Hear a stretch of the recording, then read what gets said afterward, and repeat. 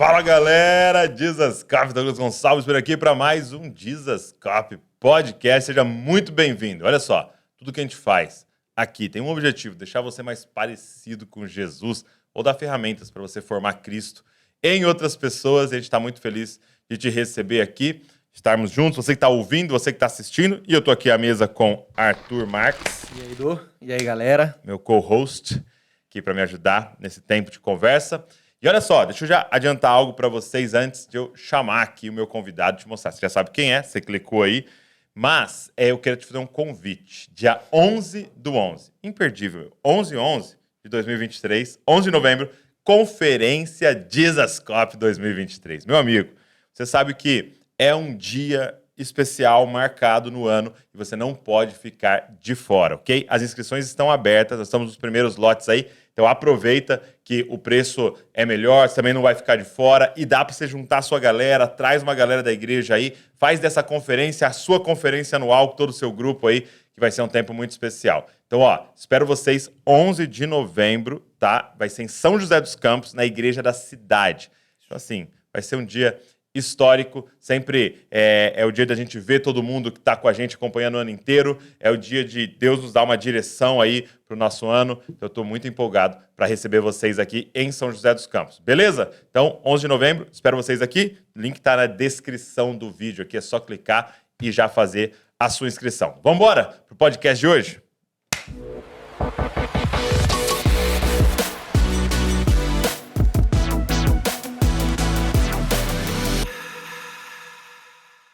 Meu amigo, Natanael Knaben. Muito bom. E aí? Arthur, Tudo muito bem? bom. Prazer, hein? Prazer é todo meu. Que honra estar aqui com vocês. Alegria. Obrigado. Direto de Criciúma. Diretamente do interior de Santa Catarina, terra do carvão, Criciúma. Muito bom, muito bom. Meus amigos lá do Telmo, da Vivi, Martinelli. Muito bom. E obrigado, cara. Obrigado por você estar aqui. E nós estamos empolgados aí para essa conversa, esse tempo. Imagina, a honra é minha. A galera, não sei se a galera consegue ver na câmera e tal. Você tá aí com o seu kippah, né? E como é que chama esse do lado? Dá para levantar para mostrar para galera? Dá, acredito que dá sim. Tzit. Não sei. Tzit. Tzit. A galera que tá olhando aí no YouTube, tzit. Para quem não tá vendo, são... Como é que você descreve? Franjas. Franjas. Né? Franjas. Em Números capítulo 15, versículo 38, não sei se já posso começar. Pode, manda Já vai ver, começar manda a soltar o verbo aqui. Solta o verbo. Basicamente, Números capítulo 15, versículo 38, Deus ordena para Moisés para que os filhos de Israel usassem nos quatro cantos das vestes tzitzit, ou franjas. Uhum. Essas franjas servem para lembrar dos mandamentos. Então, aqui eu tenho, nos quatro cantos da minha roupa, eu tenho essas franjinhas que me ajudam a lembrar dos mandamentos. Os mandamentos moram aqui? Não. Mas é como a aliança do casamento. O amor, o casamento não mora na aliança, mas é uma lembrança, né? O anel que nós usamos no dedo, né? Eu não uso porque, infelizmente, eu tive uma alergia. É mesmo? É verdade. Daí, então, eu evito de usar. Mas o amor mora no meu coração. O amor pela minha esposa mora no meu coração. Igual os mandamentos. Então, é uma lembrança. Eu lembro que um dia eu acordei e aí eu orava, falando com Deus, faz-me lembrar dos teus mandamentos a cada esquina. E aí eu tive uma impressão no meu espírito, que simplesmente disse assim, o tzitzi serve para isso. Use. Entendi. Então você não usava antes, aí a partir desse momento... Usava, mas, sabe, não tinha tanto compromisso, digamos assim. E aí eu pensei, não, realmente, então serve para que nós nos lembremos dos mandamentos. A palavra tzitzi, em hebraico, ela tem o correspondente numérico 600. Se você for ver o tzitzi aqui, não sei se todo mundo vai conseguir ver, mas ele tem 5 nós, aqui, 5 nós principais, e em cada ponta ela tem 4 franjinhas. Então tem 8 franjinhas aqui, 8 aqui, 8 aqui. Em cada uma das 4 pontas tem 8 franjinhas. Então, se a gente soma 600 mais 5 mais 8, nós temos 613, que são as 613 mitzvot, os 613 mandamentos, que são decorrentes dos 10 mandamentos que Deus ordenou a Moisés no Monte Sinai. Muito legal. Nossa, interessante, hein? Então, para você que está nos assistindo aqui, o Natanael, ele é judeu, ok? Que crê em Jesus, né? E frequentemente você vai falar aqui Yeshua, né? Yeshua, E você crê... Eu vou procurar falar Jesus para o pessoal entender mais fácil. Mas Yeshua... Mas por que se fala Yeshua, para a galera entender? Bom, Yeshua foi o nome que ele recebeu. Uhum. Né? Por exemplo, se eu for nos Estados Unidos, eu tenho um amigo meu, americano, e ele não me chama de Nathanael, ele me chama de Nathaniel. Uhum. Porque a gente tem algumas É a diferenças. pronúncia. A gente tem algumas diferenças. E o nome Yeshua, ele sofreu uma tradução para Jesus, né? Primeiro foi Yeshua, depois Jesus, e aí depois acabou virando Jesus.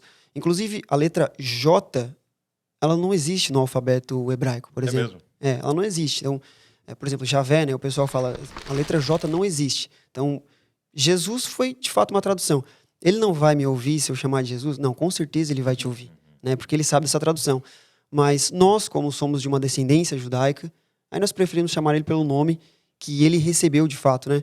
Mas eu vou procurar falar Jesus para que o pessoal entenda, porque às vezes eu falo Yeshua, né? A gente já conversou sobre isso, o pessoal acha que eu estou falando de outra coisa, ou que eu não acredito em Jesus, então quero que fique muito claro, sim, nós acreditamos no Mashiach, no Messias, Yeshua, Jesus. Muito bom.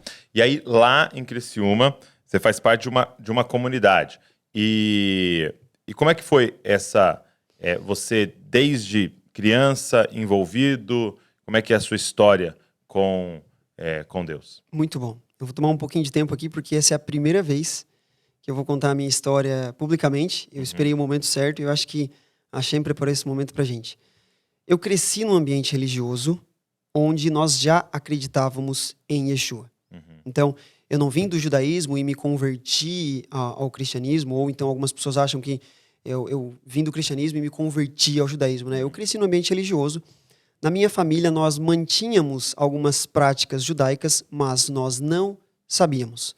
Por exemplo, a minha avó, e aí provavelmente a mãe da minha avó também, elas faziam toda semana um pão tradicional que nós normalmente comemos no Shabat, no dia de hoje, né? Antecedendo o Shabat. Nós estamos gravando aqui numa sexta-feira. Exato. Toda semana a minha avó limpava a casa na sexta-feira, por exemplo, preparando para a família chegar no sábado. A minha avó não trabalhava fora. Ela era uma dona de casa, então ela podia limpar a casa na segunda, na terça, em qualquer dia. Mas ela limpava justamente na sexta-feira, porque foi passado para ela que no sábado era o dia de reunir a família, no dia de descansar. Então ela ensina isso para minha mãe, a minha mãe ensina para mim, e eu vou ensinar também para minha descendência. Então a gente tinha alguns costumes, mas ninguém sabia o porquê. Por exemplo, a minha mãe costuma fazer os pães tradicionais que nós comemos no Shabat. Que é uma trança, né? Exatamente, minha mãe costuma fazer ainda. Porque a gente não sabia. Meados de quando eu tinha meus 14, 15 anos, nessa comunidade religiosa que eu já fazia parte, o grupo de jovens, os adolescentes, nós tivemos se eu posso falar assim, um despertamento por parte de Deus, de nós começarmos a buscar mais. Não tinha nenhum problema com a comunidade, mas parece que a gente não era impulsionado a nos aprofundar mais em Deus. E a gente começou a subir os montes. Inclusive, os nossos líderes não curtiam muito, porque o que os jovens de 14, 15 anos estão fazendo na madrugada no monte? Então, era meio estranho, assim. Então, a gente meio que fazia meio que escondido isso. E ali no monte, eu comecei a ter as minhas primeiras experiências de fato com Deus, assim. Falei, existe algo além das quatro paredes da igreja, daquilo que a gente sente lá. E eu praticamente me sentia um morto, né, dentro da igreja. E aí, encurtando um pouco a história, em uma dessas subidas de monte, nós encontramos os judeus mais loucos que vocês podem imaginar. Uma galera que adorava, uma galera que cria nos dons do Espírito, uma galera que usava kippah, uma galera que usava tzitzi, que falava hebraico. Eu falei, da onde que são esses caras? E aí, enfim, praticamente eles subiam no mesmo dia que nós subíamos, então E ele subiu um monte também ali. Eles subiam um monte. Então a gente se encontrava ali. Até que, determinado dia, a gente chegou exatamente no dia que eles estavam chegando. E aí a gente teve a oportunidade de entrar numa rodinha de conversa antes de subirmos, de fato, o monte. E aí a pessoa que estava falando conosco, que começou a ministrar ali, era o meu atual rabino. Essa é a atual comunidade que eu faço parte, né, dos judeus malucos. E aí, no final das contas, ele começou a falar, e aí, resumindo, ele disse, cara, por que vocês não vão lá fazer uma visita? Numa sexta-feira, que é tradicional, a gente estuda a Torá e tal. E aí a gente, gurizada, a gente gostava muito de uma música mais intensa, a gente perguntou, e aí, como é que é a adoração de vocês? E aí o rabino falou, a nossa adoração é desesperada. Aí nós, mas e o estilo musical, como é que é? A nossa adoração é uma adoração desesperada por Deus. A gente já entendeu, mas... E a música, como é que é? Como é que vocês tocam assim? É uma adoração desesperada. A gente concluiu, ok, ele não vai falar, a gente precisa visitar. E aí, enfim. Isso aí é bom, esse marketing é bom. Não, ele segurou. Gostei, Ele segurou. gostei. O Rabino segurou. E aí a gente foi visitar. Bastou uma sexta-feira pra gente falar assim, ó, parece que a peça de quebra-cabeça que estava dentro da gente, a gente conseguiu ver a imagem completa quando a gente se conectou com a comunidade. Eventualmente, nós não passamos de cara para a comunidade, né? Não tinha como. O nosso rabino, ele sempre ensina que para nós resgatarmos as raízes do judaísmo, nós precisamos celebrar o Shabat, voltar a celebrar o Shabat, ou seja, uma festa que nós celebramos toda sexta-feira em agradecimento a Deus, né? Em lembrança à provisão que ele fazia chover todo dia, o maná que ele fazia chover todo dia, mas na sexta-feira chovia uma porção dobrada para que no sábado eles pudessem descansar, ficar com Deus, curtir com a família. E aí então a gente volta a celebrar o Shabat, primeira coisa, e depois volta a celebrar as 3 principais festas, que é a Páscoa, Pentecostes e Cabanas, Pesach, Shavuot e Sukkot. Começa a celebrar isso. Então a gente demorou um tempo até começar a ingressar nessa cultura de volta para as raízes judaicas. E, enfim, depois de muito tempo, depois de a gente praticar, a gente de fato foi aceito na comunidade, depois de eles olharem e ver que a gente não estava apenas empolgado, né? Que não é simplesmente, que legal, gostei da música, gostei da palavra, quero passar para a igreja. Não faz sentido, né? Nós somos uma sinagoga hoje, né? Então, o rabino precisou analisar bem quem nós éramos e qual as nossas intenções, né? E aí a gente começa a resgatar tudo isso, mas até então eu não sabia que eu era de uma descendência. Então eu tinha os costumes, a minha família tinha, eu não fazia ideia o porquê. E um dos lemas da nossa comunidade até hoje é judeus e gentios sendo um no Messias.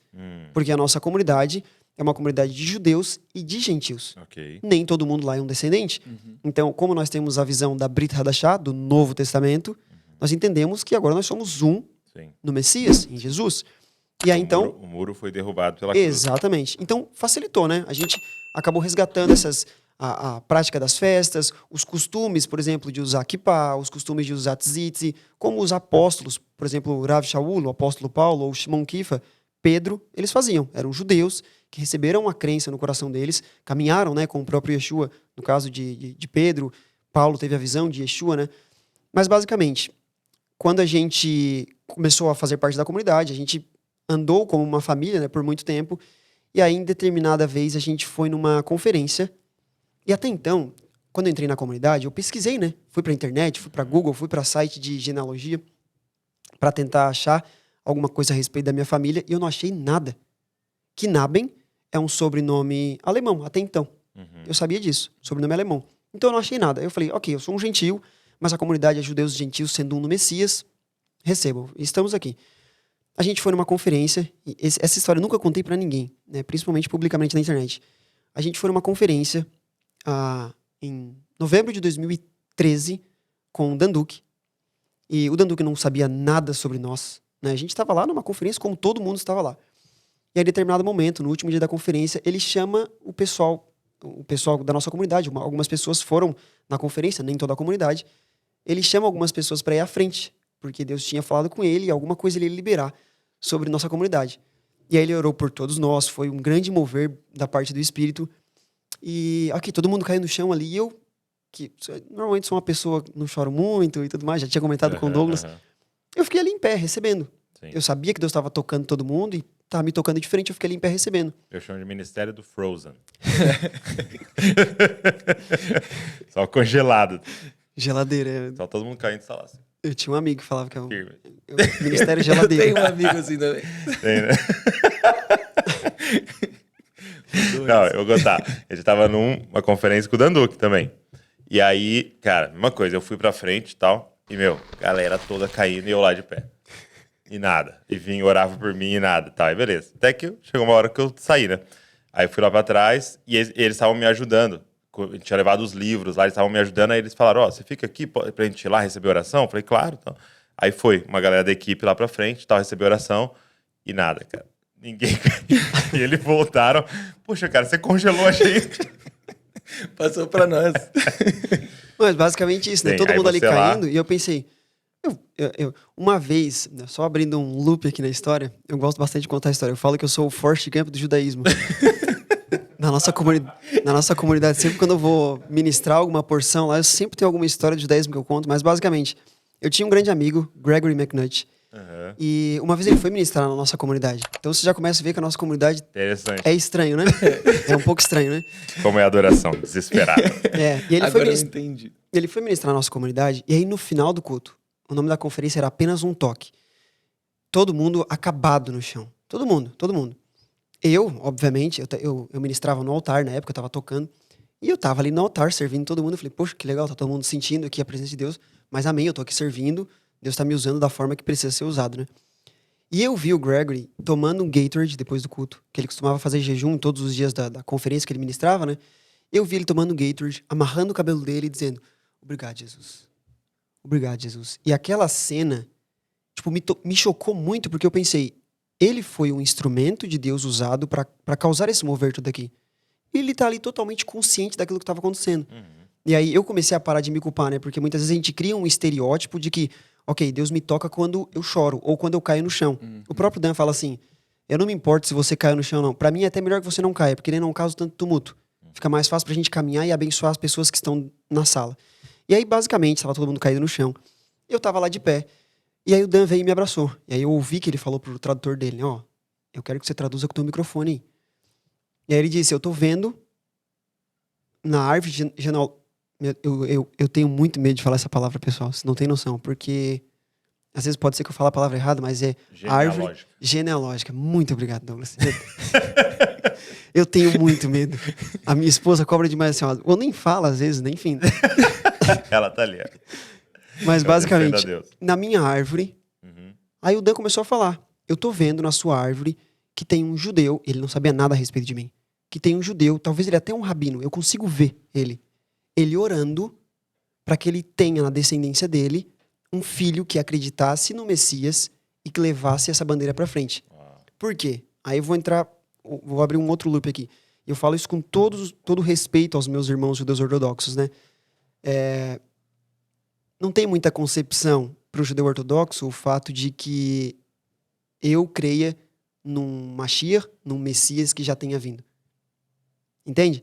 Então, basicamente, muitas narrativas, a gente pode entrar nisso um pouco depois, mas muitas narrativas são criadas para meio que, eu não vou dizer riscar do mapa, porque parece ser um pouco pesado demais, né?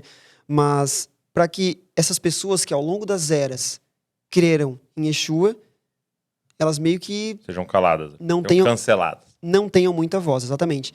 Então, no judaísmo, né, principalmente, o que o Dan viu foi basicamente uma pessoa que talvez estava com medo de ser expulsa da sua família ou do seu clã, da sua tribo, e aí então ele orava, pedindo para que ele tivesse na descendência dele uma semente, um filho, que acreditasse no Mashiach, no Messias, e levasse essa bandeira para frente.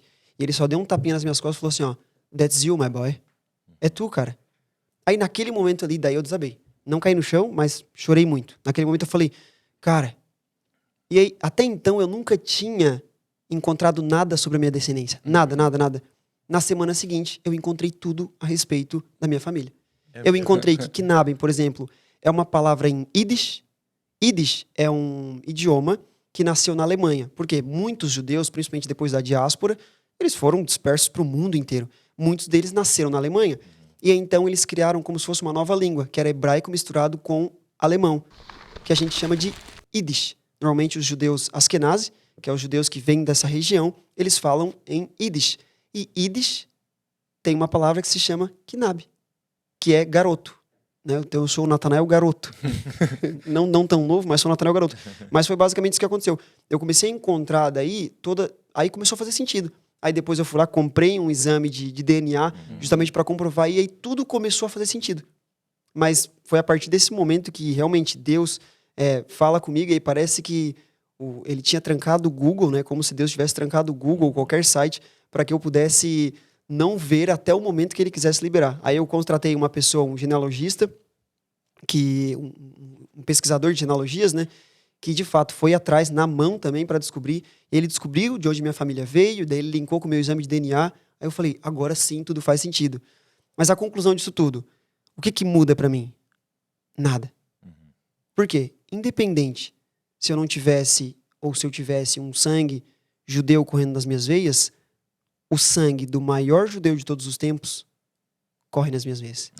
É isso que o rabino fundador da nossa comunidade, Bet Israel, Jonathan Kahn, é o fundador da nossa comunidade, ele falou: eu não me importo se as pessoas vão acreditar ou vão falar mal de mim. O maior judeu de todos os tempos, ele mora dentro de mim. Isso não tem como mudar. Então foi basicamente isso. Fiz um resumão aqui, mas basicamente isso. Essa foi a forma como eu me encontrei com o judaísmo, né? Eu vim de um ambiente religioso e aí eu fui a pessoa usada para resgatar essas raízes do judaísmo dentro da minha família. Em 2019, eu tive a oportunidade de ir para Jerusalém. E aí, um rabino, talvez ele era um rabino, ele fez o bar mitzvah, o meu bar mitzvah lá, porque no judaísmo o bar mitzvah é feito, né, com os 13 anos, você já deve saber. E, basicamente, ele fez o bar mitzvah, mesmo eu já não tendo mais 13 anos, ele fez o bar mitzvah comigo. Daí ele falou: olha, quando você chegar na tua cidade, fala pra tua mãe que você fez o bar mitzvah. Porque o que ele pensava? A sua mãe é uma judia, e de fato eu sou um judeu por mãe, né? A sua mãe é uma judia, ela vai ficar muito feliz de saber que você agora está resgatando as suas raízes no judaísmo e tudo mais, né? Enfim, a minha mãe não fazia ideia do que era bar mitzvah, né? Eu fui a pessoa de fato usada. Hoje os meus pais fazem parte da mesma comunidade onde nós fazemos parte, né? Eu e minha esposa. Então eu de fato fui essa pessoa que foi usada para trazer essas raízes dentro da minha família. Interessante. Que massa. E como é que foi para a sua família? Assim, lá atrás, né? Os primeiros momentos que você decide ir e se juntar à comunidade e tal. É bem estranho, né? Porque grande parte da minha família cresceu nesse ambiente religioso juntamente comigo. Então, para minha família, primeiro, é muito comum, né? Aqui no Brasil a gente tem às vezes uma mentalidade dessa. Quando uma pessoa muda de igreja, a gente já pensa que a pessoa desviou, né? Ele não tá mais crente, por exemplo. Só pelo fato, às vezes, de mudar de uma placa de igreja, né? E eu não estava mudando só de vamos supor, uma placa de comunidade. Eu estava indo para uma cultura completamente diferente. Então, nos primeiros momentos, a galera achava que eu era muito fanático. Até muito fanático, fica falando só de Deus, de Yeshua, esse negócio todo. Mas depois de um tempo eles perceberam que eu não ia mais sair daquilo ali. E aí então eles precisaram aceitar. Foi basicamente isso. Entendi. E assim, uma pergunta também, você falou que você veio de um contexto religioso, né? E sua família não tinha a noção dessa raiz judaica, né? Tinha costumes, mas não sabia. Quando você começou, teve algum tipo de problema, assim, da sua família em olhar e falar assim, você está mudando, sei lá, de religião ou algo do tipo? Porque muitos cristãos mais religiosos, que não têm tanta informação, tanto conhecimento, acaba tendo muito enraizado uma teologia da substituição também, né? Tem então, muito antissemitismo. Passou Sim. por isso? É verdade. A gente sofre com antissemitismo até hoje.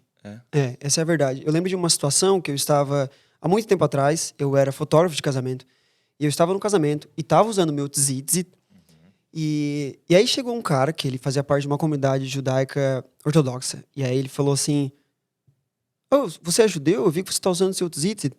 Aí eu, sim, eu sou um judeu. Daí ele falou: mas você é judeu por mãe? Porque a tradição oral diz que o judaísmo só pode ser por mãe, não pode ser por pai, né? Tem alguns gaps aí, mas enfim. Aí eu falei: sim, sou por mãe. Aí eu falei assim: mas eu não... Acaba que eu não me importo muito, eu falei pra ele, porque a promessa para Abraão é que em Abraão, e Abraão é o pai da fé, Abraão não é a mãe da fé. Abraão é o pai da fé, né? Então, como que a gente pode reconhecer que o judaísmo veio de um homem e depois, do nada, a gente reconhece que o judaísmo só vem por uma mulher, né? E aí eu falei: mas eu não me importo, porque Deus falou para Abraão que nele, em Abraão, seriam benditas todas as famílias, todas as nações, todos os povos da terra. Não é só os judeus, ou não só os gentios, mas todos os povos da terra, né? E quando fala todos os povos da terra, eu entendo que é todos os povos da terra. Ele deu um passo para trás e falou: mas tu é messiânico. E aí esse cara virou o rosto para mim, e ele não falou comigo. E aí eu tive que fazer mais algumas fotos dele, inclusive, que ele era um convidado da festa. Isso já faz bastante tempo. E aí, na hora de ir embora, eu tava guardando os meus equipamentos, ele passa por mim e cospe no chão. Que é um costume, de fato, de como se estivesse rejeitando, assim, né? Ele passa por mim e cospe no chão. Eu falei, e aí eu já tinha essa convicção comigo, né? O maior judeu de todos os tempos mora em mim. O meu mestre, ele sofreu muito mais do que uma cuspida no chão. Então, eu tô sofrendo uma cuspida no chão, massa. Então, assim, hoje a gente sofre muito com isso, né? A minha família, no início, eles não entendiam. Então, eles achavam assim, eu chegava, por exemplo, eu usava muito tempo a barba muito grande, né? Eu parei porque a minha barba não é tão boa quanto a do Douglas, que é fechada. A minha tudo é falhada, né? É tipo a mim, então. Cara, desculpa. Foi indelicado. Era uma dica pra você parar. Acabei de... É uma dica. Eu já percebi que eu vou tirar também. Meu Deus. Me perdoa, irmão, Arthur. Vamos fazer só esse corte já. Anota esse pedaço pra mim, por favor. A gente tem que fazer corte com o podcast também, né? Praticamente. Mas basicamente, a família chegava e falou assim, ó, você não vai explodir nada aqui não, hein? Tipo, o pessoal brincava assim, né? O próprio fotógrafo do nosso casamento, ele falou assim, que não tem nada a ver com os judeus isso, né? Sim, exato. O próprio fotógrafo do nosso casamento falou assim, ó, seria legal se vocês, na hora depois da festa, eles se saíssem de dentro de um bolo e explodissem o bolo.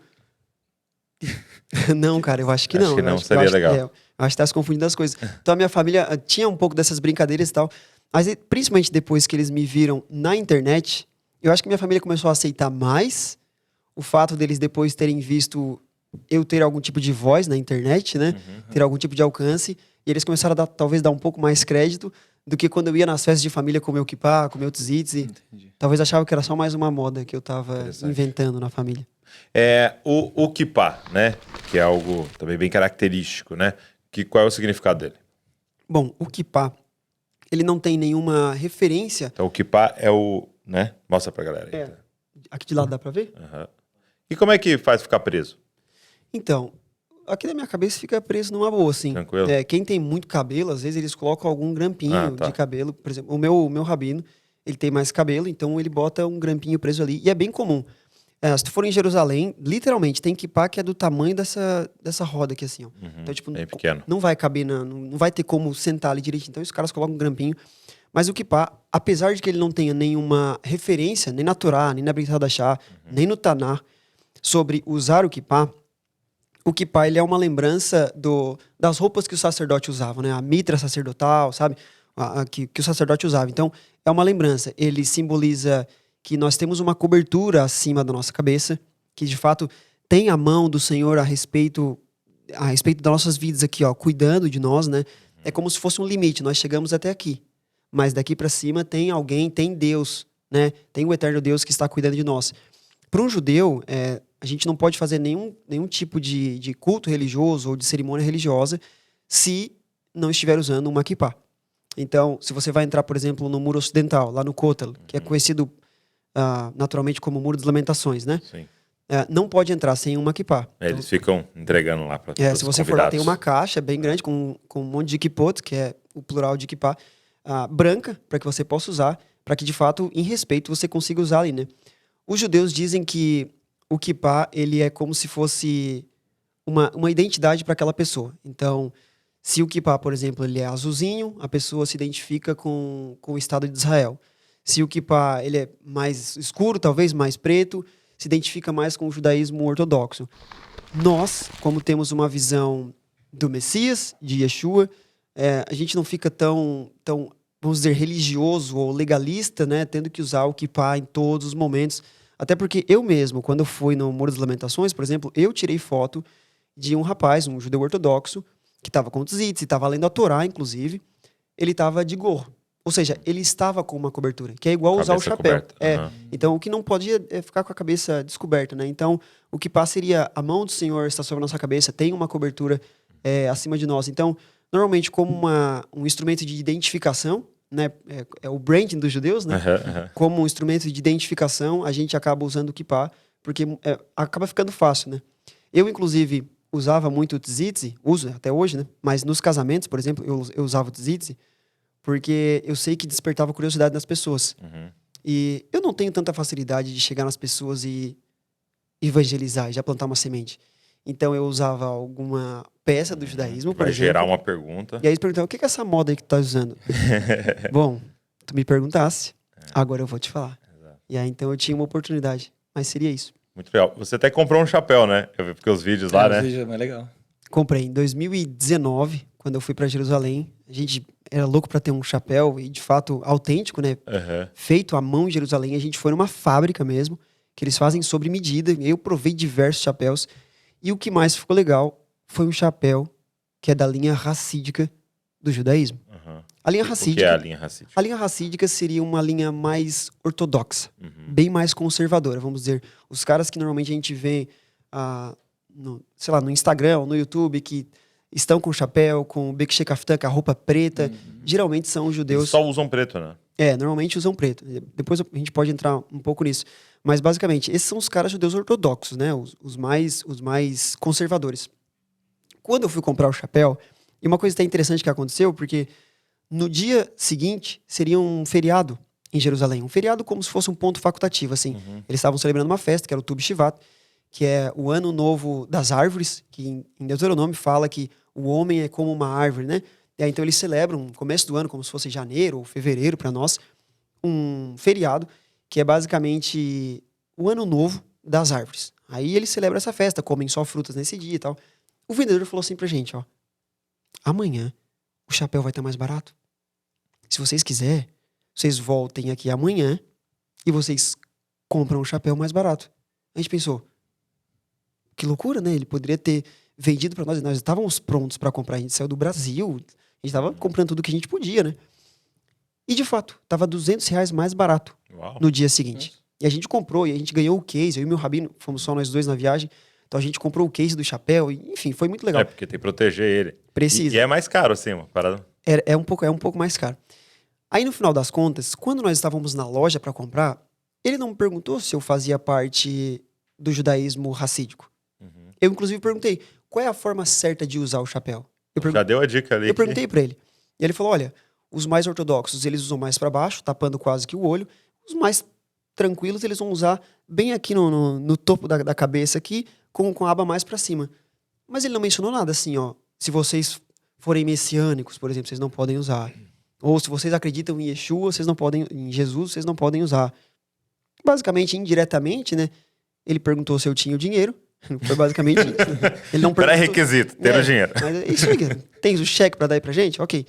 Eu comprei e vim feliz com isso embora, né? Só que aqui no Brasil acabou virando um pouco de polêmica. Até eu comecei a dar uma evitada de usar, porque algumas pessoas primeiro falaram que eu comprei o chapéu pra incorporar um personagem. Como se eu fosse um personagem. Só que em 2019, meu Instagram, eu nem usava muito meu Instagram, assim, então claramente não tinha a ver com isso, né? E aí depois algumas pessoas começaram a me falar, cara, tu queres envergonhar a comunidade judaica usando esse chapéu? E eu falei, de forma alguma. Eu uso o chapéu justamente em lembrança a tantos sábios que vieram antes de mim. Muitos deles pagaram um preço de sangue para nós termos acesso a tanta sabedoria como nós temos hoje, né? Mas hoje o chapéu ele tem um significado bem parecido, inclusive, com a kippá. Muitos judeus usam ou só o chapéu, ou às vezes usam o chapéu com a kippá por baixo. Eu procuro usar agora mais internamente na nossa comunidade, ou quando faço algum tipo de conteúdo, que aí as pessoas já acabam identificando que é o Natanael, o judeu que não pisca, que acredita em Yeshua. Isso é verdade. O judeu que não pisca é boa. Ao invés de seus vídeos lá, você não pisca mesmo. Atenção total. Atenção total. Deixa eu fazer uma pergunta. Eu percebo que você fala bastante os termos, né, em hebraico. Você aprendeu a língua depois que você foi atrás? Muito menos do que vocês pensam. Muito menos do que vocês pensam. O meu rabino falou que cerca de 80% a 90% dos judeus, eles não falam hebraico. Por quê? Alguém de vocês, por exemplo, fala grego? E o Brit Hadashah, o Novo Testamento, até onde a gente tem conhecimento, ele foi escrito em grego. Só porque a gente tem uma tradução, então a gente acaba indo atrás. Hoje a gente tem muito acesso ao conteúdo, por exemplo, judaico, ortodoxo, ou tanto o judaísmo que crê no Mashiach, né? Nós temos conteúdo muito em português, muito já traduzido, né? Então é importante que um judeu saiba pelo menos recitar as bênçãos em hebraico, as principais bênçãos das festas, por exemplo.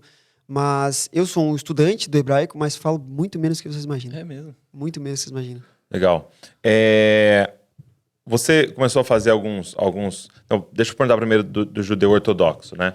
Eu lembro que quando a gente foi em Israel, eles nos levaram em um bairro de judeu ortodoxo. E eles nos falaram algumas coisas. Por exemplo, que eles não tinham televisão e nem acesso à própria internet e tal. E era tudo muito limitado. Então, eu lembro que até passando a gente via os muros e tinha notícias nos muros coladas, que era onde eles se informavam do que estava acontecendo e tal. Eu lembro de adultos e crianças passando assim, todas vestidas e tal, e a gente estava passando com as nossas esposas e eles colocarem a mão assim, né, desviando o olhar assim, mas com a mão mesmo assim, Sim. quando passava uma mulher, né? Assim, qual é a convicção deles para serem assim, terem esse tipo de costume? Então, uma coisa que é até importante eu deixar claro aqui, que alguém aqui no Brasil falou, eu não lembro quem foi a pessoa, não vou citar o nome para não cometer esse erro, mas de 5 judeus caminhando juntos, a gente vai ter 7 opiniões. Entendi. Então, assim, não tem como eu dizer pra ti, olha, eles fazem isso isso. Aham. Mas, normalmente, os judeus que vão ser mais tradicionais, que o celular deles é aqueles de lanterninha ainda, né? Nada de WhatsApp, Instagram, normalmente são os racídicos. Tá. Que aí é a linha É até mais aquela comunidade grande que tem em Nova York, por exemplo, é racídico? A comunidade, não, tem um pouco de mistura. Tem mais. Tem mistura. Porque, assim, os judeus, por exemplo, os racídicos vão pensar de uma forma, tem uma linha do judaísmo que é a linha reformista, tem a linha mais conservadora. Então, a gente vai ter diferentes formas de pensar, né? E nós, obviamente, já pensamos diferente, que nós temos a crença no Mashiach. Mas tudo isso, inclusive, se você tiver com a sua esposa, por exemplo, e vai cumprimentar um judeu, normalmente ele não vai cumprimentar a sua esposa e tal. Então, tudo isso é uma forma de respeito, né? Uma forma de embelezar ainda mais o mandamento, né? O mandamento fala que não pode cobiçar, por exemplo, né? Então, eles embelezam ainda mais o mandamento, né? Um dos mandamentos que Deus ordena em Levítico, que não era para cortar o cabelo redondo, ou em algumas traduções, não pode cortar o cabelo das têmporas, né? Que é aqueles cachos, por exemplo. Vocês veem que eu não tenho, por exemplo, né? E muitos judeus ortodoxos também não têm aqueles cachinhos, né? Que fica caindo aqui, né? Eles não cortam justamente essa parte aqui. Então, tem uns que vem até na orelha, eles colocam para trás da orelha, tipo pequenininho, e tem outros que vai até a cintura. Então, os caras que muitas vezes querem deixar crescer mais, ou às vezes até mesmo não olhar para sua esposa, por exemplo, ou para uma mulher, é para embelezar, para cumprir ainda mais o mandamento, né? Ou, por exemplo, a barba, fala que não pode passar navalha e tudo mais. Tem judeu que deixa a barba crescer, eles até dizem, né? Tem uma linha do judaísmo que diz que a barba ela nunca deve ter um limite para crescimento, ela deve sempre crescer e crescer, porque ela demonstra como que está a sua espiritualidade. Quanto maior a barba, mais espiritual. Meu Deus, sou mais espiritual dessa mesa. Você Obrigado, é o mais espiritual Nazaré, dessa por mesa. isso. Sinto algo aqui diferente. Você já falou da dele, deixou claro. Cara, e eu frio total, né? Nem pensou. Não Tá tem certo. nem barba, cara. Muito bom. Agora, há um tema, né, que está ligado ao judaísmo, que é a questão da prosperidade, né? E a gente tem essa ideia, né, do judeu ser alguém muito próspero, ou em sua maioria, né? E aí a gente vê algumas coisas assim dos prêmios Nobel e das invenções e tal, e mesmo sendo um povo pequeno, né, em proporção à população mundial, como é relevante, né? Fala um pouco disso pra gente, que eu sei que você começou a fazer alguns conteúdos falando sobre isso, né? Então, a grande verdade é que nem todo judeu é rico. E quando a gente fala rico, é o rico que as pessoas acabaram de pensar. De ter grana, de ter dígitos na conta. Por quê? Porque a verdadeira prosperidade não está relacionada diretamente ao dinheiro. Por exemplo, se a gente for analisar a palavra prosperidade no hebraico, nós temos a palavra tsalar. E tsalar significa, um dos principais significados de tsalar é avançar, por exemplo. Tem judeus, tem rabinos, por exemplo, que eles são sustentados pelo governo de Israel para estudar a Torá. Ou seja, eles têm o sustento para, então, estudar a Torá. Quando perguntaram para os sábios, né, quem é verdadeiramente rico? E eles responderam, rico é aquele que é grato com o que possui. Então, o judaísmo tem esse conceito de prosperidade, tem esse conceito de viver contente com aquilo que possui, e por isso que ele é próspero. Então, muitas vezes está mais para a mentalidade do que simplesmente para a quantidade de grana. Você pode ver histórias de grandes rabinos que precisavam pedir oferta para manter a sinagoga, por exemplo, na rua, sabe? E eram rabinos que eram muito prósperos. Mas o judeu, desde que Deus lançou essa promessa sobre Abraão, o judeu nunca teve dificuldade de baixar a cabeça e de obedecer. A gente até costuma dizer, dentro do judaísmo, né, que é muito legal quando Deus revela o porquê de um mandamento. Olha, tu vai obedecer isso e vai te acontecer tal e tal coisa. Mas isso não é a motivação para que a gente obedeça. A motivação para obedecer é, ele falou, nós baixamos a cabeça e nós obedecemos. Então, para um judeu, eles viam oportunidades, por exemplo, onde todo mundo via uma oportunidade de quebrar a cara. Então, sempre para os judeus, eles acabavam dando, por exemplo, um bairro que era um banhado. Eles faziam daquele bairro o melhor bairro da cidade. Eles transformavam tudo aquilo que... A famosa frase de transformar o limão numa limonada, eles literalmente transformavam tudo aquilo que eles tinham na mão, para fazer prosperar, para fazer avançar. Tem uma história muito interessante, que é de Yosef Hatzadik, José, conhecido por nós como José do Egito, né? Nós chamamos de Yosef Hatzadik, José, o justo. Ele é, primeiro, rola aquela mentira por parte dos irmãos, né? Dizendo que, olha, não, um bicho comeu ele, pai, e aconteceu todo esse lance e tal. Na verdade, eles tinham jogado ele num poço primeiro, e aí do poço, José é vendido. José, então, avançou. Ele prosperou. Do poço, ele é vendido. Da venda, ele vai para a casa de uma grande pessoa influente no Egito, que era Potifar. E aí, na casa de Potifar, ele meio que se torna o caseiro, o dono da casa de Potifar ali. José, mais uma vez, avançou. Ele prosperou. Dentro da casa de Potifar, rolou todo aquele lance com a mulher de Potifar e tudo mais. José vai preso.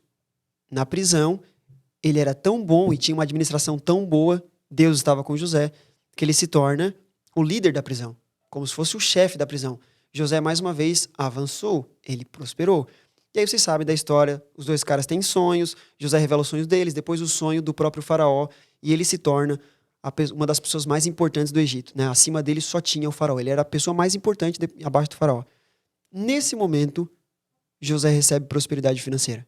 Entendi. Mas até então, ele só estava prosperando, só avançando. Salar. Ele avançou da cisterna para casa de Potifar, para venda, da venda para casa de Potifar, da casa de Potifar para cadeia, da cadeia para governador do Egito. E aí ele começa a prosperar.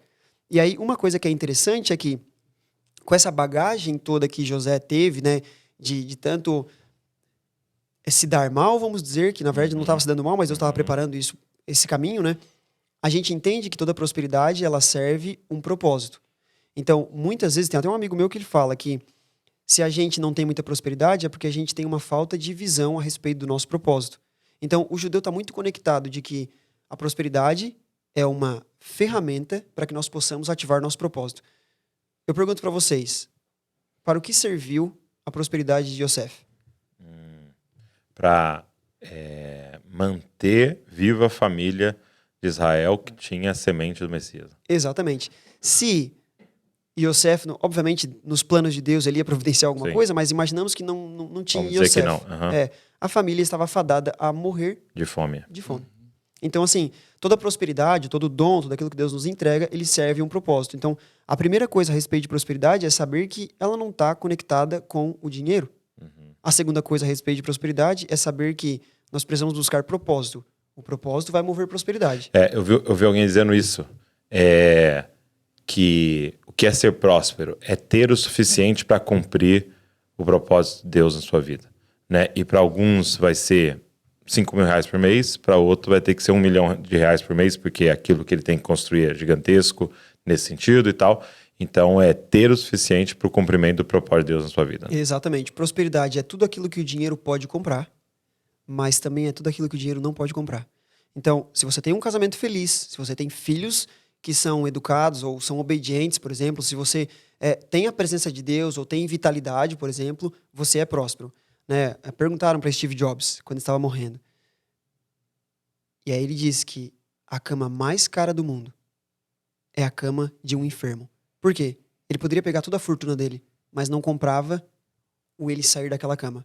Então, qual é a pessoa que prospera? A pessoa que vai ter um monte de dinheiro no banco ou é a pessoa que recebe uma cura de um câncer, de alguma doença em fase terminal e pode se levantar da cama? Essa pessoa avançou, ela prosperou. Então, está muito conectado a isso, né? Hoje, existe muita narrativa, né? Eu sei que existem muitos livros que falam sobre a prosperidade judaica e eu entendo também que as pessoas acabam tendo uma sede por dinheiro, grana, e aí então acabam caindo nesse conto, né? Mas a verdade é que existem judeus, pessoas simples, que, por exemplo, os racídicos, que eles não têm o iPhone que às vezes a gente tem, por exemplo. Eles não têm o celular de lanterninha, não tem televisão, por exemplo. Então, assim, a gente vai dizer, esses caras são pobres, né? Na visão que a gente tem de que prosperidade é dinheiro, né? Mas, na verdade, a prosperidade está realmente em reconhecer o Senhor, em ter a presença dele caminhando conosco e todo o acesso à sabedoria que nós temos vindo da pessoa do Mashiach e Yeshua. Então, tá bem ligado à obediência, né? Exatamente. Até uma dúvida. É muito legal isso, inclusive, se eu não me engano, foi um vídeo sobre isso que eu comecei a seguir você quando você fez. E eu fiquei até com isso na cabeça. Isso é um fundamento do judeu? Todo judeu meio que tem essa essa visão a respeito de prosperidade, de entender que não é só uma questão financeira, mas é o avançar, é tudo. Isso é algo que todo judeu carrega em si, esse ensinamento? Os mais conservadores, sim. Só porque, como eu falei, existem muitas linhas do judaísmo e tem algumas linhas que vão até se aproveitar dessa narrativa para vender curso, para escrever livro e tudo mais, né? Obviamente. Mas se você for perguntar para os mais conservadores, os rabinos, os senhorzinhos que estão lá sendo sustentados pelo governo, essa vai ser, de fato, o ímpeto que eles têm, né? E isso me faz lembrar das palavras do Rav Shaul, do apóstolo Paulo, que ele fala que se você tem o que comer e o que vestir, seja grato. Você já é próspero, tem o que comer e o que vestir. Nós hoje temos muito mais que isso, né? Então me faz pensar que talvez essa linha de acreditar que prosperidade é avanço, essa seria mais a linha que eu estou propenso a praticar ela, entende? Se Deus quiser me dar dinheiro para que eu possa cumprir um propósito de vida, ok. E muitas vezes, por falha nossa, né, por falta de visão, como a palavra de Deus fala, o meu povo perece por falta de conhecimento, né, muitas vezes por não ter visão, por falta de conhecer o nosso propósito, de buscar o nosso propósito, a gente às vezes não prospera. Por quê? Se a tua visão a respeito de propósito é pequena, a prosperidade que você precisa é proporcional à visão que você tem. Agora, se você tem uma visão grande a respeito do teu propósito, você tem algo grande para fazer, para executar no reino de Deus, a prosperidade que ele vai derramar é muito grande na sua vida. E a gente sempre precisa entender que toda prosperidade também serve para o reino de Deus. Tudo que a gente tem, quem é que deu? É o próprio Deus. O nosso trabalho é apenas devolver para ele, fazendo o reino dele expandir aqui na Terra. Uma coisa que eu percebo, aí você pode até me corrigir se meu raciocínio não estiver correto, é que o judeu, por ter mais clareza de sua história, e a sua história fala sobre um povo escolhido por Deus, né? Ele tem uma firmeza em sua identidade. Então imagina você sendo comunicado o tempo inteiro, você foi escolhido por Deus. Nós fazemos parte do povo escolhido. Olha as promessas de Deus, tá sobre as nossas vidas e tal. Então você tem essa firmeza na sua identidade e isso te dá muito mais ousadia, coragem de avançar. Então, por exemplo, muitas pessoas poderiam abrir uma empresa, mas muitas ficam com medo e falando, eu vou abrir uma empresa, mas eu vou conseguir, mas eu não vou dar conta, certeza que eu vou falir. E alguém que tem firmeza na sua identidade, ele vai avançar com isso, né? E o Dwayne Roberts, né, no domingo, ele contou uma ilustração, né, na verdade é até uma história que, né, nos ensina, ele dizendo de um rapaz que ele foi fazer como se fosse o vestibular nos Estados Unidos, né? Eles têm uma prova depois do terminando o high school, que aí, dependendo da sua pontuação, você vê a faculdade que você vai entrar. E aí ele foi fazer essa prova, tal, e ele não foi tão bem. Ele saiu da prova dizendo, poxa, cara, não fui bem, tal, não sabia várias coisas e tal, mas múltipla escolha, você coloca lá e vai, né? E aí, de repente, passou um tempo, chegou pelo correio para ele o resultado. E ele tinha tirado uma nota altíssima. Tava no topo, assim, né? Tirou uma nota altíssima naquela prova e tal.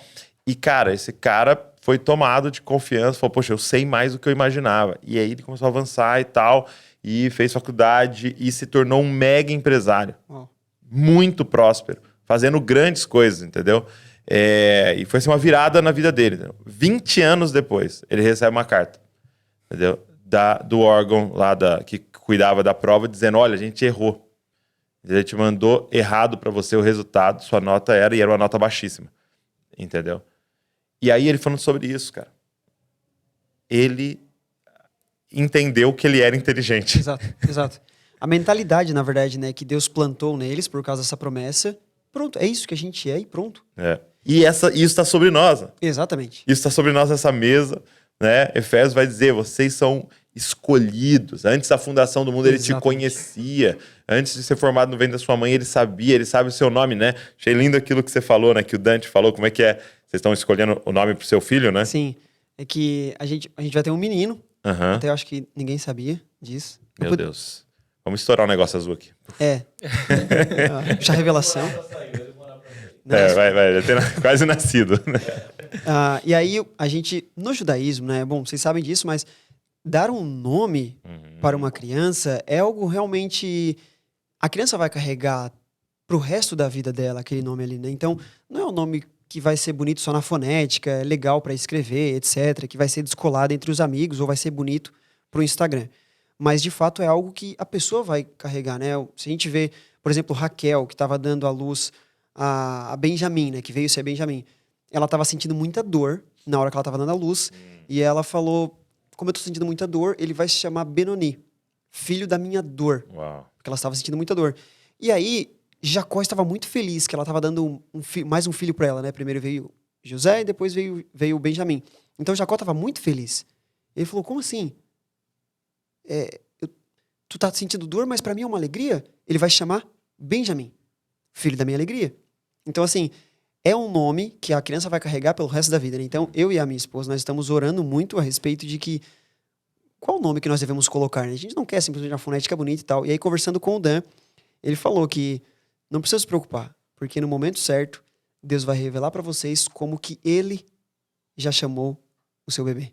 Nossa. E aí, tem uma situação na Bíblia que é Deus falando com o profeta Isaías. Ele fala, Isaías, não se preocupa, eu já te conheço pelo nome. E é uma das únicas situações que Deus fala. Então, quer dizer, tem um nome que talvez não seja nem o nome que a nossa mãe nos deu, mas tem um nome que ele mesmo nos conhece. Então, é muito interessante, né? Pra gente, a gente talvez, muita gente tá ansiosa, fala, e aí, vocês já escolheram? Fica mandando mensagem, né? Mas a gente tá bem tranquilo com isso, porque eu sempre falo pra minha esposa, se a gente não tivesse preocupado com isso, é porque Deus não estava preocupado de informar a gente com relação a isso. Eu tinha, por exemplo, uma convicção, desde cedo, de que com 30 anos a minha vida ia mudar. No judaísmo, nós temos uma crença, né, a ética dos pais acredita que com 30 anos a pessoa está no auge dos seus poderes, dos 30 aos 40 anos, né? E a gente vê, o José, por exemplo, ele assumiu o governo do Egito com 30 anos. Davi assumiu o reinado com 30 anos. Yohanan, o imersor, João Batista, ele começa o ministério dele com 30 anos. O próprio Yeshua, Jesus, começa o ministério dele com 30 anos. E eu pensei, alguma coisa, cara, vai acontecer com 30 anos, eu não sei o que é. Chegou a sua hora. Chegou o meu momento. É isso aí, eu não sei 31, o que é, mas, tá com 31 aqui. mas alguma coisa vai acontecer. E aí, claro, é dos 30 aos 40 anos, né? Dos 40 tem mais uma virada de ciclo. E eu fiz 30 anos no dia 15 de novembro. No dia 17 de novembro, a minha vida realmente mudou. E aí, um dos sinais de que estava alguma coisa mudando foi, de fato, essa voz que Deus me deu através da internet e tudo mais. Então, assim, bem como a idade que Deus tinha plantado essa ideia em mim lá atrás já, essa atenção, né? Ele deixou no meu radar ligado. Ó, vai se preparando que alguma coisa vai mudar. Só porque eu tenho várias pessoas, amigos meus na minha comunidade, que sabem desse mesmo estudo que eu. Só porque, por que pra mim foi tão convicto isso? E aí, com o nome, nós estamos nessa mesma etapa. Vamos ver o que Deus tem pra liberar aí nos próximos dias. Muito bom. Que legal. Se você quiser pôr Douglas, significa águas escuras. Muito bonito. Se quiser, Arthur Bonito. é nobre. É um pouco melhor. Ó, Muito melhor. bonito. Muito bonito. Sacanagem. Mentindo em rede nacional aqui. Rede global. Global. E atualmente você tem se dedicado assim, eu percebo que nas redes sociais você tira um tempo ali, você fala muito disso que a gente está conversando aqui hoje, mas em sua maioria, na maior parte do tempo, você fala sobre branding, sobre posicionamento, sobre marca, né? Esse tem sido o seu trabalho hoje. Exatamente. Os judeus, se vocês forem para prestar um pouco de atenção, os caras são os mestres no brand, né? Todo mundo já reconhece o judeu. Se ele tá de kippah ou não, se ele tá com o peote, que é os cachinhos, ou se ele tá com o tzit, já vai reconhecer um judeu. Hoje, eu auxilio pessoas a conseguir achar essa essência, esse propósito que Deus já plantou nelas, e aí saber como comunicar isso para as outras pessoas. Quando Deus chama Abraão, ele fala, na nossa versão em português, ele diz, saia da tua terra, da tua parentela, para uma terra que eu te mostrarei. E é interessante porque, se a gente for analisar a narrativa, primeiro, saia da tua terra. Primeiro sai. Depois, para uma terra que eu te mostrarei. Então, Abraão não sabia nada, ele estava no escuro, literalmente, né? Vou abrir só um loop aqui. A tradição oral conta que quando Deus chamou o povo para sair do Egito, né? Ele libera as 10 pragas e tudo mais. O povo caminha até na frente do Mar Vermelho, e aí Deus fala para Moisés, você vai dar cavara aí no mar, e o mar vai abrir. Eu só quero que você diga ao povo, Moisés, que marche. A tradição oral conta que um homem no meio da multidão viu que o mar não tinha se fendido ainda, ele começou a caminhar em direção ao mar. E aí a água começou a pegar no pé, começou a pegar na canela, na coxa, na cintura, até que quando chegou no pescoço dele, Deus resolve abrir o mar. Ou seja, mostrando realmente o ímpeto, né? Aquilo que a gente estava falando. Deus falou, eu vou fazer e pronto. Uhum. Tá, mas se nós morrermos na fornalha, não importa. A gente não vai se dobrar para vocês. Uhum. Né? Então, basicamente, hoje eu auxilio as pessoas a encontrar esse propósito dentro delas. E aí, como ele falou para Abraão, né? Lerá. Sai da tua terra, da tua parentela, nossa versão em português. Em hebraico, lerá, que significa literalmente saia para ti ou saia para dentro de ti. Era como se Deus estivesse falando para Abraão, parafraseando, né? Eu plantei algo dentro de ti, você precisa buscar esse algo que já está dentro de ti. Mas para isso você precisa sair do teu ambiente. Sai da tua zona de conforto, mora com a família, tá tudo muito legal aí. Sai fora. Sai da tua terra, mas principalmente saia para dentro de ti. Então eu auxilio as pessoas, de fato, a encontrar essa sementinha que está lá dentro. E muitas vezes essa semente está na história da pessoa, por exemplo. Né? Como você falou, o próprio judaísmo está enraizado muito na história, daquilo que Deus falou, né? Então eu ajudo a encontrar essa sementinha que está lá dentro e saber como comunicar, obviamente, tecnicamente e profissionalmente, para as outras pessoas. E aí sim, se conectar de forma mais profunda com a audiência, né? Eu sempre baseio as minhas mentorias em essência, propósito e direção. Qual é a sua essência? De onde você veio? O que você tem aí dentro? Qual é o seu propósito? Para onde é que você está indo? E qual é a direção que você vai seguir agora? Muito legal. Até uma pergunta assim mais técnica, né? Além do conteúdo que é muito bom, a qualidade dos seus vídeos é muito bom também, né? Então, isso chama muita atenção até. A gente estava comentando sobre isso. Você também tem muita noção, então... É você que produz? Sim. Você tem muita noção, então, de vídeo, fotografia, edição, essas coisas assim também? Sim, eu tive um background de fotografia, né? Foi com a fotografia que eu comecei a gostar de branding. Porque daí, na fotografia, eu comecei a me envolver com muita história. Então, eu fotografei por mais de 10 anos, profissionalmente. E aí, eu sempre tive esse background, essa mão mais fácil, assim, para produzir os meus vídeos. Entendi. Eu até validei contratar pessoas para me ajudar, mas parece que o workflow ficava diferente. De alguma forma ficava diferente. É algo que não é que eu não quero delegar e tudo mais, mas parece que eu produzindo os meus vídeos, eu editando, é algo que eu gosto muito de fazer ainda hoje. Então, eu tenho pessoas na minha equipe que auxiliam na minha empresa, mas acho que vídeo ainda não... Não sei se eu não tô pronto para entregar para outra pessoa. Fala, pode falar. Ela lá. Sua esposa tá ali. Não, mas eu, Natanael, bom, vocês podem ver, eu sou um pouco mais palestrinha, né? Eu sou um cara mais do técnico, né? Na configuração da câmera, eu gostava de saber qual é a configuração que eu estava usando. Então, eu já vi as câmeras de vocês, já sabia quais as câmeras que vocês estão usando, o microfone, tudo. A minha esposa já é mais da brisa, assim, ó. Ela é... O espírito soprou ali, ela vai, fecha o olho, fotografa de olho fechado e a foto fica incrível. Então, aí eu não sei se eu não tô preparado ainda para soltar isso, né? Mas já validei, já contratei editor e tudo mais. Mas é uma coisa que eu ainda gosto muito de fazer. Mas eu tenho um background na produção audiovisual, então é algo que eu acho que hoje acaba dando um pouco mais de autoridade pro conteúdo também, né? Porque eu sei que muitas vezes tu pode fazer com o celular, pode ficar muito bom, mas acaba gerando um impacto visual ainda maior, né? A gente está acostumado a ver, por exemplo, sei lá, série ou filme, né? Então as pessoas, quando vêem um conteúdo bem produzido, acaba que é um gapzinho a mais para atrair a atenção das pessoas. É porque a pessoa tá rolando, né?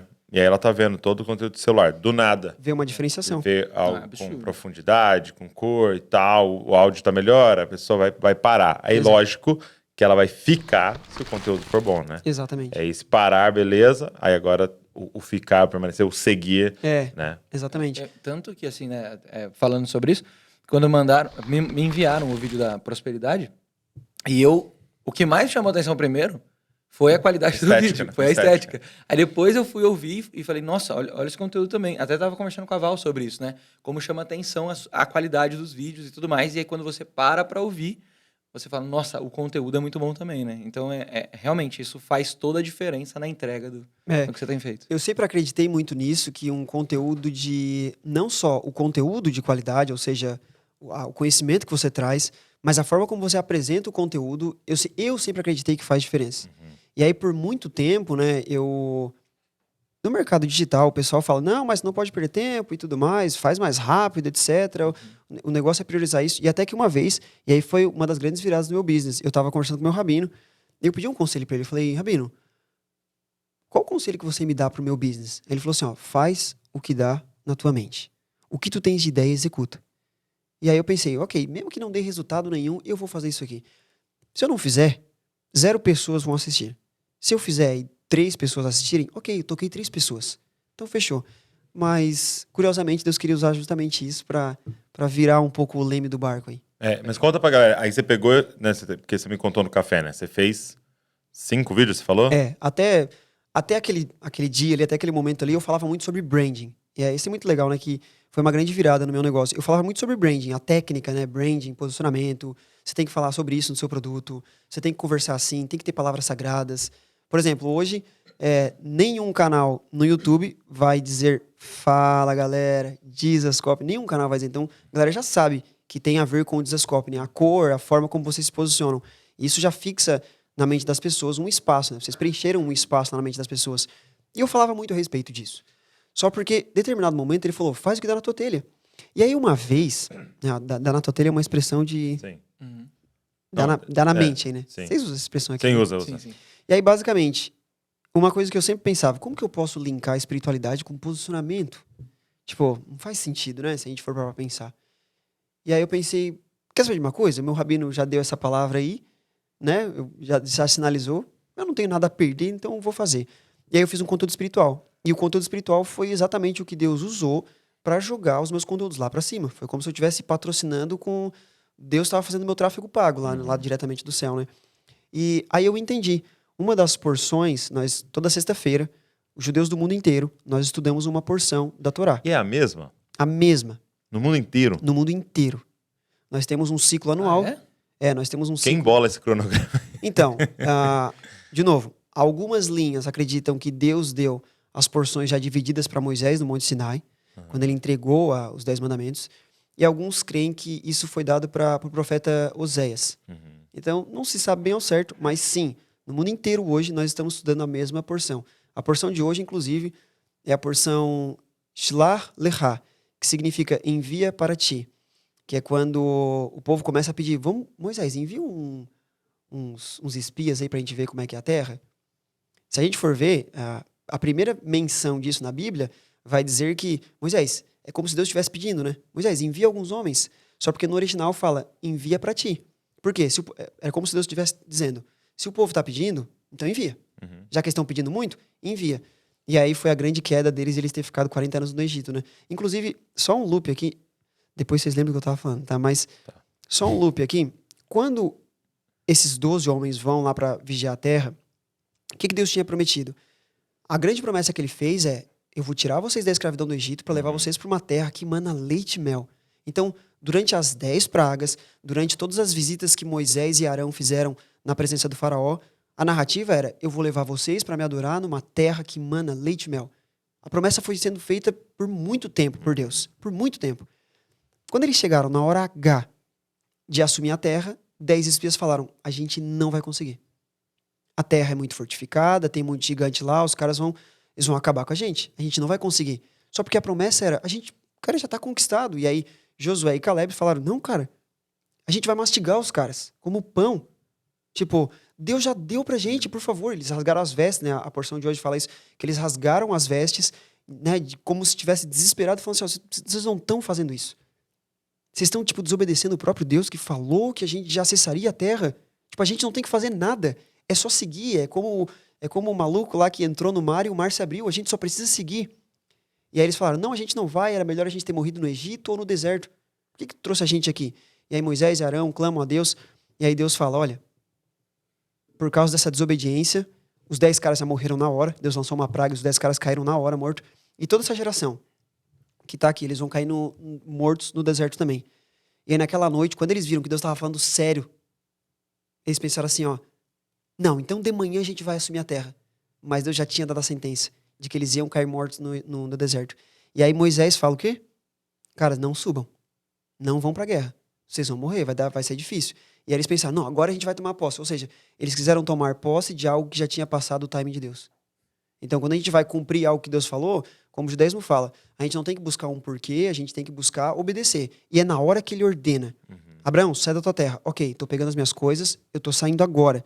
Não é assim, será? Será que vai dar certo? Será que não vai dar? Não, muitos cristãos, muitos judeus e muitas pessoas ao redor do mundo, elas não prosperam porque não assumem riscos.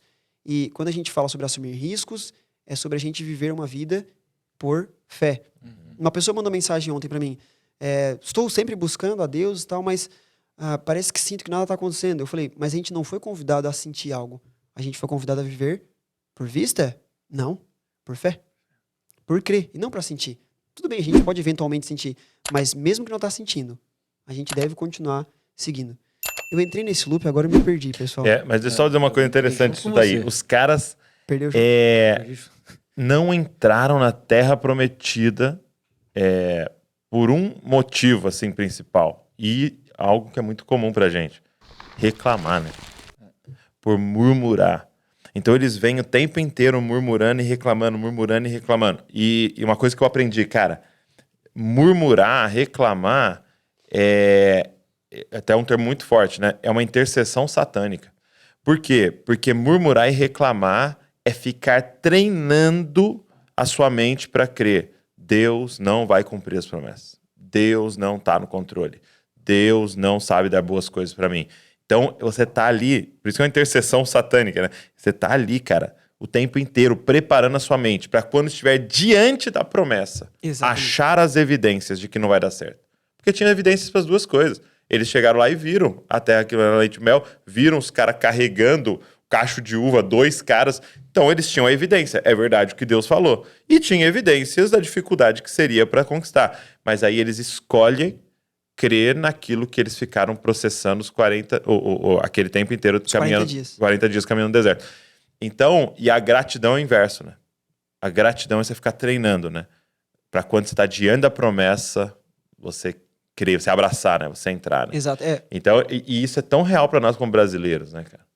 Porque nós vivemos uma cultura de murmuração. Eu percebi que também é uma coisa meio herdada europeia, assim. Tudo tem que ficar reclamando, que droga, esse clima, que droga, esse calor, que droga, esse não sei o quê, né? E é o tempo inteiro, né, cara? E é esse treinamento, né? Eles passaram 40 dias visitando a terra, né? Os 12 espias, incluindo Josué e Caleb, eles ficaram 12 dias visitando a terra. 40 dias, os 12 espias, e aí Deus falou, basicamente, ele parafraseando, pelos 40 dias que vocês passaram lá, vocês não conseguiram encontrar um motivo para ver que realmente eu tinha dado a terra para vocês, então agora vocês vão ficar no deserto durante 40 anos. Cada dia que vocês passaram lá vai representar um ano aqui no deserto. Porque, de fato, a promessa já tinha sido dada. Eles só precisavam assumir, tomar posse. E aí, quando eles não assumiram, aí, de fato, Deus, até a nossa versão fala que Deus se arrepende e não mata eles, né? Porque Deus falou assim, eu vou acabar com todo mundo agora. Aí Moisés orou, falou assim, mas, Senhor, as outras nações vão ver que tu libertou nós do Egito e tu não fosse capaz de conduzir o povo até a terra. Daí a nossa versão diz que Deus se arrependeu. Mas a verdade é que ele não se arrependeu, porque ele não tem sombra de variação, né? No original a gente tem até uma expressão como se ele suspirasse.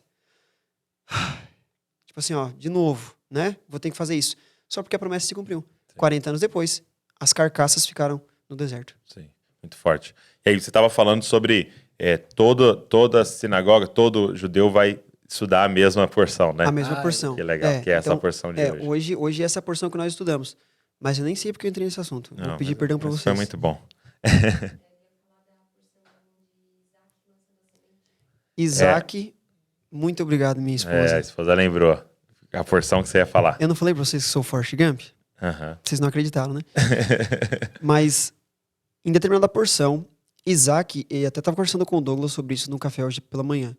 Isaac vai para uma terra chamada Gerar, e a narrativa conta que naquela terra, que era uma terra que estava tendo muita seca, naquele ano, era um ano que estava tendo muita pobreza. Então, plantar naquele ano seria muito difícil, naquela terra seria muito difícil. E aí a narrativa diz que Isaac vai para Gerar, e ele lança algumas sementes, e naquele ano, e naquela terra, Isaac colhe 100 por 1. Os sábios contam, de acordo com a tradição oral, que o fato de dizer que Isaac lançou sementes era como se ele tivesse lançado algumas sementes, como se talvez nem acreditasse muito, né? Não vou dizer que ele não acreditava, mas tipo, vamos ver o que vai dar aqui, né? Os sábios contam isso. E o fato de a narrativa dizer naquela terra e naquele ano estava se referindo que ele semeou numa terra ruim e semeou num ano ruim. Mas ainda assim, e a nossa Bíblia fala isso, que ele colheu 100 por 1 porque o Senhor o prosperou. O Senhor o abençoou. E naquela terra e naquele ano. Naquela terra, naquele ano. Ou seja, tá no meio da Babilônia, ele vai prosperar. Tá dentro do Egito, ele vai prosperar. tá numa terra ruim e numa terra que um ano também está ruim. Ele vai prosperar. Se o Filho de Deus está alinhado com a vontade do Pai. Desalinhou, ele só vai patinar. Ele vai tentar várias técnicas, várias coisas, mas ele vai patinar. E aí a Bíblia até fala que ele prosperou tanto, que os caras pensaram assim, ó, o Isaac tá prosperando, ele vai tomar conta de tudo, inclusive de nós. Então vamos pedir para que, enquanto a gente é amigo, vamos pedir para se afastar. Aí Isaac se afasta do povo, a prosperidade de Deus vai juntamente com ele, aí os caras começam a empobrecer tudo, eles retornam para Isaac e falam, Isaac, Bom, vem pra perto. vem para perto da gente de novo, porque eles começaram a perder espaço, né? Então, assim, a prosperidade, voltando nesse tema da prosperidade, né? Tá muito conectado com a nossa conexão com Deus, né? O quanto a gente está conectado com Deus, com o nosso propósito.